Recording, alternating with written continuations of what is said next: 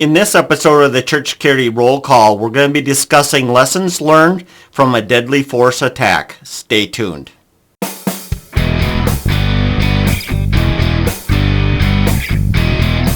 Hi, this is Chris with the Sheepdog Church Security Academy, and this is your Church Security Roll Call. Today we're going to be discussing the article, The 2015 Anna Prayer Center Stabbing. If you'd like to read that article, go to our website, sheepdogchurchsecurity.net, and look under the News tab. All right, let's start in the Bible as we always do. This one has a few names in it, so you'll have to bear with me. But it's 2 Samuel 4, verse 7, and it reads like this.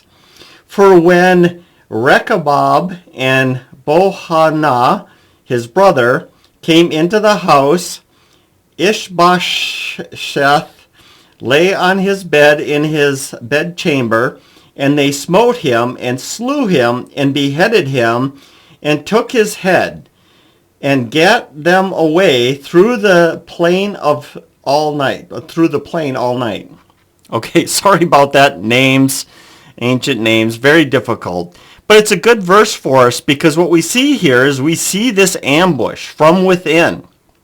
These two brothers going into the house, and while this person lay silently in their bed, they killed him. And they did some pretty horrible things to him, beheaded him and took his head. And then they, ran off through the night across the plain or through the plain. And so this is what happened in this situation. It was kind of it was an unprovoked attack on two people at this prayer center. So before we continue, I just want to remind you to get a copy of the download for this one and then share it with your team and have a discussion about the situation here. And this is also to maybe even a higher level in the sense that this is something you're going to want to maybe talk with your bosses, especially if you have a ministry that reaches out to people at risk. And we'll get more into that in a second here. All right, so let's get into the setting of the situation. So the Anna Prayer Counseling and Retreat Center is in a rural and wooded portion of Frederick County in Maryland. It is a prayer retreat with two chapels on a large campus. This is a non-denominational Korean American church. Signs to and on the prayer center's campus are both in English and Korean. Some persons with special needs are housed at the Anna Prayer Center so counselors can work with them. On Sunday, July 25th, 2015, following an evening meal, a small group gathered for prayer in a meeting room next to the dining hall. They were waiting for a guest to finish eating and join them. Among those waiting were, I'm not even going to attempt these names because I don't want to be disrespectful, but essentially Mr. and Mrs. Park, age 62 and age 57. They were a married couple who had come from South Korea to volunteer at the center. He was the groundskeeper and she was a cook. Finally, the guest came in with his hands behind his back. Mr. Park asked him to sit down so they could begin the meeting. The guest pulled his hands from behind his back, holding a knife he had taken from the kitchen. He attacked Park, stabbing him several times. His wife intervened, trying to protect her husband. She was also wounded. The assailant left, walking down a long drive to a county road. Someone in the room went into the kitchen when the attack began and called 911, telling them of the assault and asking for medical help. The attacker had called 911 on the Saturday before this event to complain about the food, which was not to his liking. Apparently, the food was like the food served in Korea. It's so Korean food. And the assailant, who was Korean American, was accustomed to American style food. He claimed they were trying to kill him and make him ill. On the road after the attack, he also called 911, telling them to send an ambulance since he stabbed two persons. So let's talk a little bit about this killer. The suspect in the stabbing was someone who had been labeled criminally insane a few generations ago. Resident in Virginia. He was a resident of Northern Virginia. He was a U.S.-born Korean American at age 30. He hated other Koreans because of how they disrespected him. That was his words, disrespected. He confided to the detectives that for 8 years he had thoughts about invading Korea or Koreans. However, his manners and behavior probably provoked their disapproval of him as he was mentally ill. So basically what Wesley's saying here is because of his mental illness and because of his behavior around other people, they probably were kind of standoffish with him or whatever, or treated him differently than they would treat other people. And so therefore, he interpreted that as disapproval of him. The killer was homeless. Before going to the Anna Prayer Center, he had been staying at a Fairfax County homeless shelter, the latest among several. His mother arranged for him to stay at the Anna Prayer and Counseling Center for about a month to get help. She could not deal with him anymore at home. He had already assaulted family members. According to the killer's mother, he had been diagnosed as bipolar when he was 10 years old and grew up mentally ill. Through the previous decade, he had been in mental health facilities and jails repeatedly. The cycle was to get arrested or committed, get help, and then he would get out, get in trouble again, and then go back into commitment or arrest into jail. She feared for her own safety because he would become violent. Therefore, it was not hard to see why other people, including the people at this church, did not respect him. He did need help. And so here's somebody with lifelong, starting at 10 all the way up to 30 years old, 20 years of mental illness with a cycle of, going to jail or treatment and then, doing and saying whatever he needs to say, get released, then commit another act of violence, get arrested or recommitted, and so on and so forth. Just this ongoing rotation, this cycle in his life. All right, moving on. So Mr. Park did die of his wounds. His wife was treated at the hospital and survived. After recovering from her wounds, the wife returned to South Korea. In 2020, she filed a lawsuit at Frederick County against the Anna Prayer Center and its two top administrators, claiming negligence led to her wounding and the death of the husband. A summary judgment was made in the judge for the defendants. They found that the plaintiff did not establish that the defendants had a duty to protect the couple from violence. This summary judgment was upheld in appeal. That's actually, I'm going to pause here for a minute. We see this a lot, right? So this guy, killed a husband, wounded the wife, and then she comes back later to file a lawsuit. And so far what we're seeing is kind of a mixed bag. In this case, they said, nope, you can't sue the Anna Prayer Center because there was no duty to protect. But then we're also seeing where it goes the other way. And I would say this, I believe we're going to see a change in how these lawsuits are settled. More and more of these lawsuits are going in the favor of the victims. So that's potentially against churches, that's or any other organization, because there's an increasing expectation that people are going to be safe at your location. And so it's going to be up to organizations, churches, houses of worship, to start taking reasonable steps to safeguard people. Because that's typically why there are successful lawsuits, is the jury or the court decides that, hey, this was a known threat that you failed to address. And so therefore, you're going to be held liable, at least civilly liable for this. I've said this more than once. Fires are a known thing. We know fires exist. If you don't have a fire evacuation plan and your church burns down and somebody gets injured or killed in that, I can't imagine you're going to survive the lawsuit, because they're going to say fires are known. You should have known about this, but you chose not to plan for it. And I see that these deadly encounters will slowly start to shift in that direction as well. And so it's very important that we have plans, we take reasonable steps to address known threats. All right. Immediately following the deadly force incident, Anna Prayer Center restricted access to the grounds for security reasons. The board and administration said they would continue to help troubled persons, but recognized the needs for more careful consideration of who to bring in and for closer supervision of mentally ill. More than 5 years later, on November 20... Okay, that's not important. All right, so the lessons learned. So a lot of times what I do for lessons learned is I try to actually look for something beyond of what Wesley, who writes these articles, does.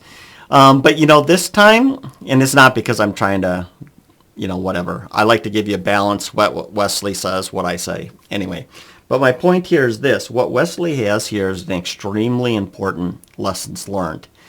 And what he's doing in the article, and you might want to check it out because he has actually a pretty good list here, is he's looking at the fact, and I 100% agree with him, is if your church, your house of worship is reaching out to a group of people that are troubled, right? They have something going on. Maybe it's drug or alcohol addiction. Whatever it is, you're reaching out to the homeless population. Maybe you're reaching out to people with mental illness or whatever it is. Each one of these groups could potentially bring problems, some of the individuals could be problematic. And so what we have to do is be very careful about acknowledging who we can help and who we can't help. Now, I know that sounds crazy to you, but I hope you're kind of understanding what I'm saying. Is we have to be very careful. We got to stay we have to stay within the realm of what we're actually capable of doing, right? And so this is what he kind of, as I go through his steps, you're going to see what I'm talking about here. So the first one he has, and it's got 3 sublines to it, is evaluate those you bring in for help. In the first place, you find out what they really need. So this is part of the evaluation. What do they really need? And so that means you're talking with them, your interaction, you're trying to decide, okay, what's the real issue going on here? And then, are we able to fulfill that? Can we actually help this person? I mean, if you're not set up to deal with people with severe mental illness that need medication and counseling, are you really the ones to provide that? If you're not, then for one, maybe you should push them on towards somebody who can actually deal with that. I know of this one church, and we've talked about it before. They minister to convicted sex offenders. And they've worked very hard to create a ministry around that and bring in the right kind of help, the people with the right knowledge and experience to minister to this group of people. That's fantastic because they've targeted that. But if you haven't done that, then maybe you're better off saying, hey, we want to help you in your recovery. However, these are other services or other churches around us that may be able to help you better because they're targeting you, where we're just more general or whatever. You're not part of our, you don't fit perfectly into what we're doing. Same thing with homelessness. If you're not set up to have a homeless ministry, then should you try to minister to the homeless? I would suggest probably not. Especially if somebody across the street or down the road or across town can do it better than you can. All right. So second, you find out what they really need. And then you also have an opportunity to evaluate what risks that person poses. And so if they are completely unstable, like this guy who's been bipolar for 20 years, in and out of jail, in and out of treatment facilities, there's a risk attached to that, especially with him with a history of violence. and then know where to transfer or send somebody who needs more secure care than you can provide, or better care. It's not our job as the church, I'm going to say small c, your church, to be the answer to all the ills in the world. You do what God's called you to do, minister, all that kind of stuff, whatever special groups that maybe you're ministering to. Stay within your realm and just be able to know that we're not qualified when we're not qualified, and be willing to lead them and help them into the next group. All right, number 2, have policies and procedures in place of how to handle certain kinds of persons. Makes complete sense, where they may go and stay, where they may have, what they may have as far as their diagnosis, and then what they may do. And so evaluating people. Are you fit? Do you fit into what we have? And then are you any sort of, what special needs you might have? And then how are we going to deal with that, and be very specific of how you're going to deal with those people. Next. Monitor and supervise those receiving help, especially residents. So if our people are staying in your facility or going with you off to a men's retreat or women's retreat and all that kind of stuff, and that they're higher risk, then what are you doing? So are you controlling access to knives, screwdrivers, and puncture devices? Are you controlling access to matches and lighters? Check for and keep alcohol and drugs out of certain, those areas, obviously. Know where they are on the premises. If you have somebody that's with mental illness or has problems and you know about them, the safety team should be aware of them, and we should be monitoring them. Now, I'm not talking stalking them necessarily, but I'm saying we're paying attention to what's going on, and we're observing, and we know where they are. And then, of course, part of it, knowing when they're absent or missing. It's like, hey, we have this high-risk person. Where are they? I don't see him anymore. Do you know where he is? We need to know those kind of things and keep track. And then, of course, being prepared and ready to use verbal de-escalation, and don't hesitate to call authorities when needed. So this is all very good advice, especially if you're ministering to a group of people that could be, I want to find the right word. Problematic is... It sounds horrible. I don't like that word. Higher needs. Or potentially at-risk needs. So my church had a 12-step program. Celebrate Recovery. Great program. Ministered to a great deal of people. But occasionally they had some behavioral issues, or people would go off the wagon and start drinking again, or start using again, and maybe they would come to 1 or 2 meetings and they'd be drunk or high or whatever, and there had to be a policy in place on what do we do when somebody shows up like that, and how does that ministry deal with that. And so that's really all that Wesley's saying, and I fully 100% endorse.